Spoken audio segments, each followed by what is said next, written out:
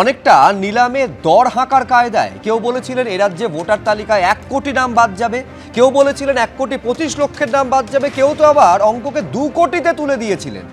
আদতে আগামীকাল যে খসড়া ভোটার তালিকা প্রকাশ হতে চলেছে সেখানে বাদ যেতে চলেছে 58 লক্ষের কিছু বেশি নাম, অর্থাৎ ভবিষ্যৎবাণীর ন্যূনতম অঙ্কের জাস্ট হাফ, প্রায় অর্ধেক।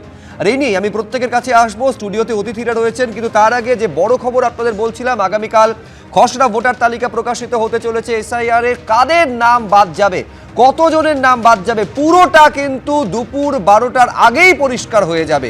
এখনো পর্যন্ত যে সংখ্যাটা জানা যাচ্ছে 58,20,898 জনের নাম বাদ যেতে চলেছে, যেখানে নিখোঁজ ভোটার রয়েছে, মৃত ভোটার রয়েছে, পার্মানেন্টলি শিফটেড অর্থাৎ স্থায়ীভাবে স্থানান্তরিত হয়ে গেছেন এমন ভোটার রয়েছে, ভুয়ো ভোটার রয়েছে। আমি পুরোটা আরো বিস্তারিতভাবে জানবো, ব্রেকআপটাও আপনাদের সামনে তুলে ধরবো। রুমা পাল আমাদের প্রতিনিধি রয়েছেন। রুমা,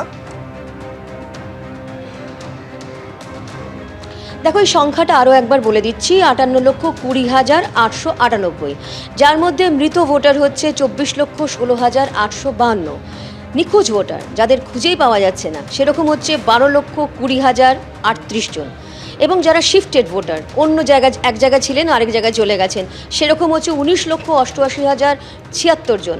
এবং যেখানে হচ্ছে আরও যারা ডুপ্লিকেট ভোটার রয়েছে, ডুপ্লিকেট ভোটার অর্থাৎ যারা কিন্তু দেখা যাচ্ছে যে এক জায়গায় নয় আরও অন্য ভোটার কার্ডও রয়েছে, সেরকম হচ্ছে 1,38,328 জন, এবং 57,604 জন এরকম রয়েছে যারা অন্যান্য, অর্থাৎ তারা হয়তো ফর্মই জমা দেয়নি, এরকম নানা রকম ক্যাটাগরিতে রয়েছে নির্বাচন কমিশনের। এবং সেক্ষেত্রে বলে রাখি 58,20,898 জনের নাম বাদ যেতে চলেছে, এবং 7,08,16,631 জনের নাম প্রকাশিত হতে চলেছে খসড়া তালিকায়। এবং সেই খসড়া তালিকা কালকেই একদম দুপুর 12টার আগেই প্রকাশিত হয়ে যাবে এমনটাই জানা যাচ্ছে। সেই সমস্ত কাজ চলছে, এবং বিএলও অ্যাপে যেটা দেখা যাচ্ছে যে বিএলও অ্যাপে এখন থেকেই চলে এসেছে বুথ ওয়াইজ, কারণ বুথ ওয়াইজে বিএলওরা জানতে পারছেন যে কোন কোন ভোটারের নাম বাদ যাবে, কতজন ভোটার ছিলেন এবং কতজনের পুরো খসড়া তালিকায় নাম থাকছে, সমস্তটাই চলে এসেছে।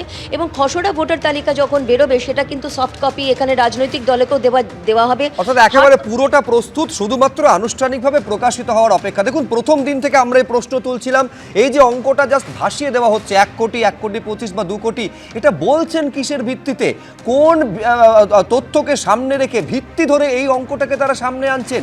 এইবার যখন নির্বাচন কমিশন সূত্রে জানা যাচ্ছে যে অঙ্কটা 58 লক্ষের কিছু বেশি, এবার তো সঙ্গত কারণে প্রশ্ন উঠবে, তার মানে শুধু কি রাজনীতিবিদরা ভয় ধরানোর জন্য অঙ্কগুলো তো ভাসিয়ে দিয়েছিলেন, যাতে একটা ভয়ের বাতাবরণ তৈরি হবে এবং রাজনীতিক দলগুলো নিজেদের ত্রাতা হিসাবে সামনে এনে শুধুমাত্র ভোট ব্যাংকে ফায়দা তোলার চেষ্টা, সঙ্গত কারণে প্রশ্নগুলো আসবে? আমি এক এক করে প্রত্যেকের কাছে আসবো, শুরুতে শঙ্কুদেব পান্ডা। শুনুন, আমরা প্রথমেই বলছি যে এত উত্তেজিত হবেন না, কারণ লিস্ট বেরোনোর পর আমরা আমাদের কাছে যে ডেটা তথ্য আছে, যেটা আমরা একাধিক সময় ইলেকশন কমিশনকে দিয়েছি, সেটা মিলিয়ে দেখব। কারণ আজকে প্রায় 60 লক্ষ বাদ যাচ্ছে, আমাদের হিসেবে আমাদের কাছে যা তথ্য আছে এটা 1 কোটির উপরে যাওয়া উচিত। এবং সেখানে বহু জায়গায় যেখানে যেখানে ঘাটতি খামতি থাকবে তখন লিস্ট বেরোনোর পর আমরা সেটা কমিউনিকেট করব। এখন এটাই তো আর ফাইনাল লিস্ট নয়, এটা 1 নম্বর। আমি বলছি এটা ফাইনাল লিস্ট নয়, কিন্তু বিহারের সঙ্গে যদি তুলনা করো তাহলে বিহারে যখন ড্রাফট রোল বেরিয়েছিল বাদ গেছিল 65 লক্ষ, তারপরে যখন ফাইনাল রোল বেরোলো বিষয়টা দাঁড়িয়েছিল 47 লক্ষে, কমে গেছিল আরো। শুনুন, মমতা বন্দ্যোপাধ্যায় ইতিমধ্যেই বলেছেন যে আমি may I help you camp করব। মানে কি বলছেন? কাগজ সব বানিয়ে দেবো। ওখানে লোকেরা কাউন্টার কমপ্লেন জেনারেট করেনি, আমরা এখানে কাউন্টার কমপ্লেন জেনারেট করব। বহু জায়গায় ওখানে করে উঠতে পারেনি, আর করার দরকারও হয়নি, কারণ ওখানে সরকার কোঅপারেট করেছে। এখানে সরকার সরাসরি বিরোধিতা করছে, সরকার সরাসরি ইনভলভ, সরকারি লোককে কাজে লাগিয়ে দিয়েছেন এনারা। ফলে অফিসিয়াল তথ্য এসছে কি আসেনি, লিস্ট না বেরোলে কি করে বুঝবো? আগে লিস্টটা বেরো। আমি বলছি ঠিক আছে, এটা ফাইনাল লিস্ট, শুধু আমি একেবারে স্পষ্ট এই লিস্টটা একেবারে বিএলওদের কাছে বিএলও অ্যাপে উঠে এসেছে। আমি আবার বলছি, কালকে দুপুর 12টার আগে আনুষ্ঠানিকভাবে শুধু সামনে আসার অপেক্ষা। শঙ্কুদেব পান্ডা বলছেন যে রাজ্য সরকার সহযোগিতা করেনি। আমি বলছি বিজেপি বা নির্বাচন কমিশন কি ভেবেছিল যে প্রথম থেকে রাজ্য সরকার পূর্ণ সহযোগিতার পথে হাঁটবে? কিন্তু তার আগে আমি দর্শকদের সামনে রাখতে চাইবো যে এই তথ্যগুলোকে সামনে নিয়ে আসা হয়েছিল, ভাসিয়ে দেওয়া হয়েছিল। কেউ বলছেন 1 কোটি, কেউ বলেছেন 1,25,00,000। কে কখন কি বলেছিলেন দেখাবো। সঠিক এসআইআর হলে গত 10-12 বছরে বাংলাদেশের মুসলমান যেভাবে ঢুকেছে কাঁটাতারের বেড়া না থাকার ফলে তাতে 1 কোটিরও বেশি নাম বাদ যাওয়া উচিত। এসআইআরে কমপক্ষে 1 থেকে 1,20,00,000 মানুষ যারা অবৈধভাবে ভোটার হিসেবে পশ্চিমবঙ্গের মাটিতে আঁকড়ে ধরে বসে আছে তারা কিন্তু বাদ যাবে। সেখানে রোহিঙ্গা মুসলিম, বাংলাদেশি মুসলিম, ভুতুরে ভোটার এরা কিন্তু কোনোভাবেই পশ্চিমবঙ্গে আর ভোট দিতে পারবে না। সুদীপ, মূলত যেটা অভিযোগ রাজ্য সরকারের বিরুদ্ধে, তৃণমূল কংগ্রেসের বিরুদ্ধে, সেটা হচ্ছে পূর্ণ অসহযোগিতার পথে হেঁটেছে রাজ্যের শাসক দল এবং সরকার। যদি বিহারের মতন এই পূর্ণ সহযোগিতা পাওয়া যেত, সংখ্যাটা 1 কোটিতে পৌঁছতে পারত।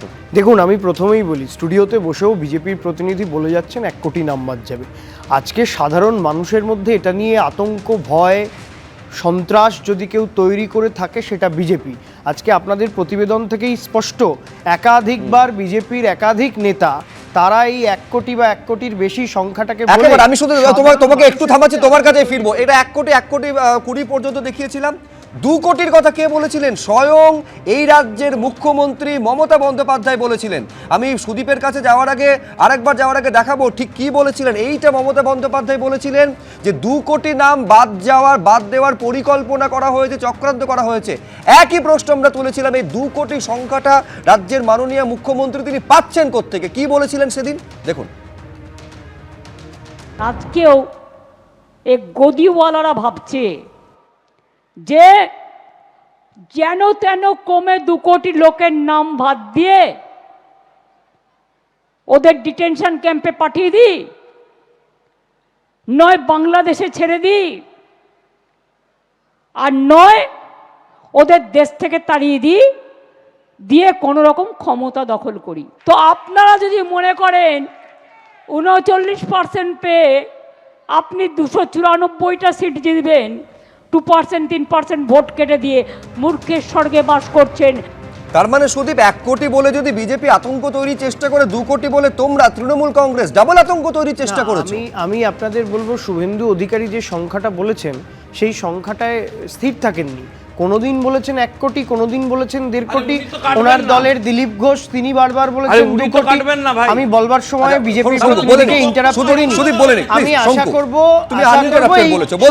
সহিষ্ণুতা বজায় রাখবে। সুতরাং এই বাংলা বিরোধীরা যাদের জন্য 40 জনের বেশি বাঙালি যারা ভোটার, যাদের কাগজপত্র আছে, যারা এখানকার বাসিন্দা, তাদের প্রাণহানি হয়েছে, এর দায় তো নির্বাচন কমিশন এবং বিজেপিকে নিতে হবে। আমার শঙ্কু প্লিজ, না আমার স্পেসিফিক প্রশ্ন বিজেপির, প্লিজ শঙ্কু প্লিজ বলতে দাও। আমার স্পেসিফিক প্রশ্ন সুদীপের কাছে, 2 কোটি সংখ্যাটা কোনো বিজেপি নেতা বলেননি, রাজ্যের মুখ্যমন্ত্রী বলেছেন 2 কোটি সংখ্যাটা। না 2 কোটি লোকের নাম বাদ দেব, এটা সবাই পেলেন কোত্থেকে? এটা সবাই বিজেপির বক্তব্য। মমতা বন্দ্যোপাধ্যায় এই আশঙ্কাটা প্রকাশ করেছেন, তার কারণ বিজেপি চায়। আরে সেই আশঙ্কার বেস থাকবে তো, একটা ভিত্তি তো থাকবে।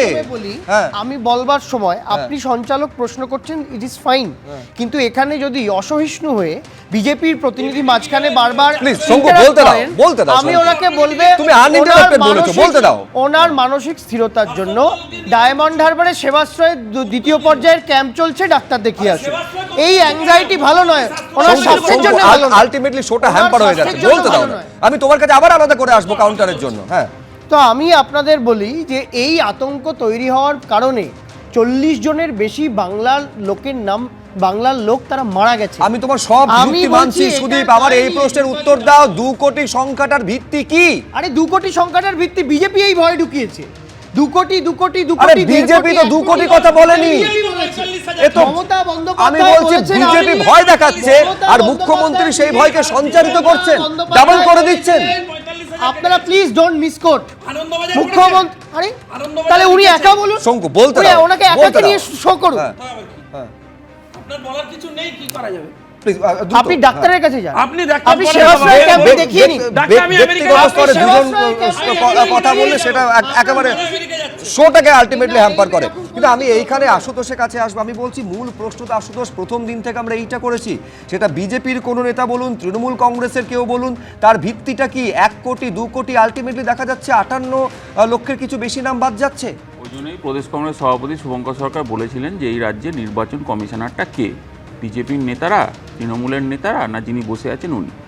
1, 2 হচ্ছে তোমাকে বলতে চাই, সেটা হচ্ছে দেখো 1 কোটি 2 কোটি থেকেও বড় কথা, কে বলছেন কথাটা? শান্তনু ঠাকুর, যার কথা দেখালেন, বিজেপির নেতা, ভোটার কার্ড বানিয়ে দেবে বলেছে। আমি জানি না ওনার ক্ষমতা আছে কিনা বা এগুলো কি কথাবার্তা, আমি যেটা মেন জায়গায় আছি। হ্যাঁ, তোমার মেন জায়গায় যাওয়ার আগে আমি আরেকটা কথা বলি, সেটা হচ্ছে এই ধরো যেটার ব্রেকআপটা, এই যে 58 লক্ষের কিছু বেশি বলছিলাম, তার ব্রেকআপের মধ্যে খেয়াল করো 24,16,852, মানে এরা হচ্ছে মৃত ভোটার। না, এখানে মানে প্রায় 25 লক্ষ মৃত ভোটার তারা ওপর থেকে এসে ভোট দিয়ে গেলেন এবং সেই ভোটে একেবারে নির্বাচনটা হলো, বিধায়ক নির্বাচিত হলেন। হ্যাঁ, এবং তারা সাংসদ নির্বাচিত হয়েছে।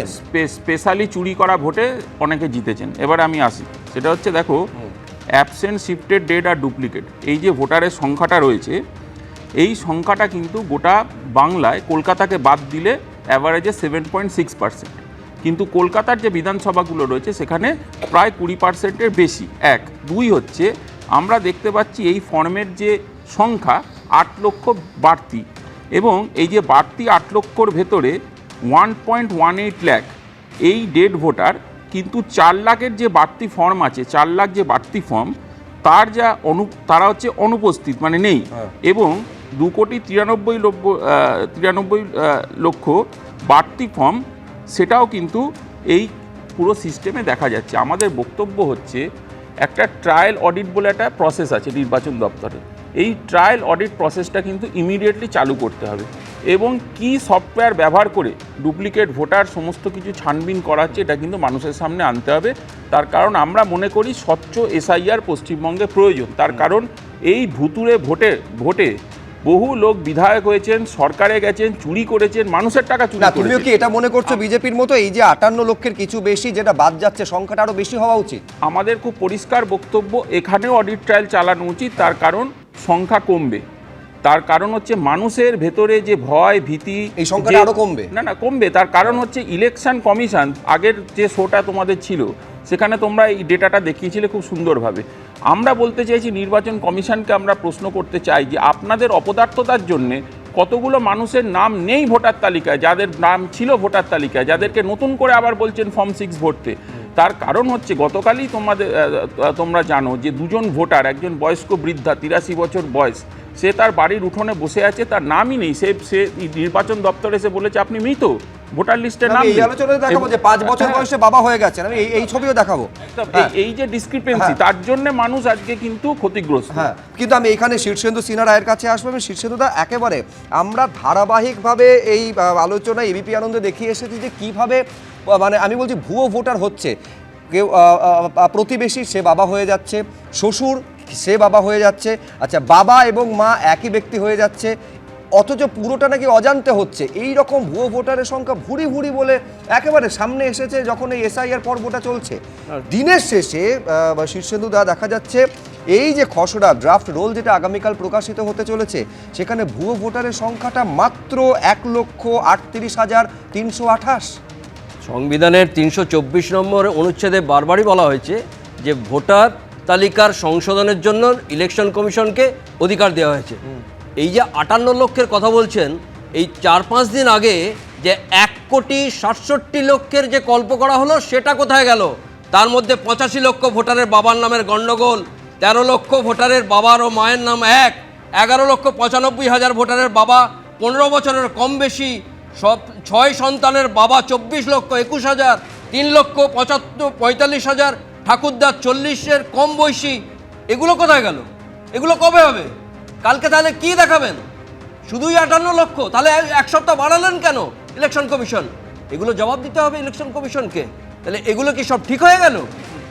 তার সঙ্গে এইটা যোগ করুন, আনকালেক্টেবল ফর্ম, মানে হচ্ছে একেবারে কার্যত মানে মৃত্যুহীন বুথের কথা আমরা বলেছিলাম, সেটা শুরুতে কত জানা গেছিল যে 2000-এরও বেশি, কমতে সেটা 1-এ এসে দাঁড়িয়েছিল। তবে 2, তারপরে তো 1-এও পৌঁছলো না।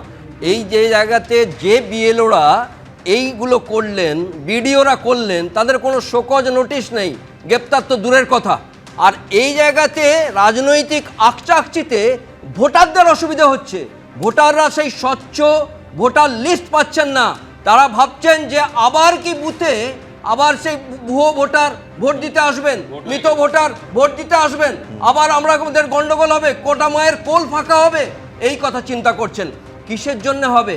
আজকে 2002-এর পর 2025 সংখ্যাটা ওই জন্য বেশি। প্রত্যেক 5 বছর অন্তর অন্তর যদি এসআইআর হতো তাহলে হতো না। আর এই জায়গাতে ভাবতে হবে যে ভোটার ভোট দিতে আসবেন, স্বচ্ছ ভোটার হবে, স্বচ্ছ ভোটার লিস্ট হবে। আর সেই জায়গাতে স্বচ্ছ ভোটার লিস্ট একেবারে 2002-এর কথা বলছিলেন শীর্ষেন্দুদা বলছেন যে 2002-এর তুলনায় সংখ্যাটা বেশি না, সংখ্যাটা কম। কেন কম আমি বিরতির পরে এসে সেই ডেটাটাও আপনাদের সামনে রাখবো, কিন্তু প্রশ্ন হচ্ছে মূল উদ্দেশ্য ছিল যে দুধ এবং জলকে আলাদা করা। আলটিমেটলি এই যে ড্রাফট রোল আগামীকাল প্রকাশিত হতে চলেছে, সেখানে এই উদ্দেশ্যটা কি সাধিত হয়েছে? দুধ জল আলাদা করা গেল তো শেষ পর্যন্ত? 2002-এর সঙ্গে যদি তুলনা করা যায়, সংখ্যাটা বাদ যাওয়াটা কমেছে। 2002-এ যখন ড্রাফট রোল বেরিয়েছিল তখন বাদ গেছিল 69 লক্ষ, আর এখন ড্রাফট রোল অর্থাৎ খসড়া তালিকায় বাদ যাচ্ছে 58 লক্ষ। খেয়াল করবেন, অত্যন্ত ইঙ্গিতপূর্ণ, তার কারণ 2002-এ যখন এই এসআইআর শুরু হয়েছিল ভোটার সংখ্যাটা ছিল 4,82,00,000 লক্ষ। আজকে যখন এসআইআর শুরু হয়েছে সংখ্যাটা ছিল ভোটার 7,66,00,000 লক্ষ, যেটা কমে হয়েছে 7,08,16,631। ফলে এই ব্যবধানটা কমে যাওয়াটা, বাদ যাওয়ার সংখ্যাটা কমে যাওয়াটা নিঃসন্দেহে অত্যন্ত গুরুত্বপূর্ণ এবং ইঙ্গিতপূর্ণ। এইটা টোটাল বাদ যাচ্ছে 58 লক্ষের কিছু বেশি। বিরতির পর আপনাদের দেখাবো একেবারে ব্রেকআপ, কোন কেন্দ্রে কত ভোটার বাদ যাচ্ছে। একটা ছোট্ট বিরতি, তারপরে ফিরে আসছি।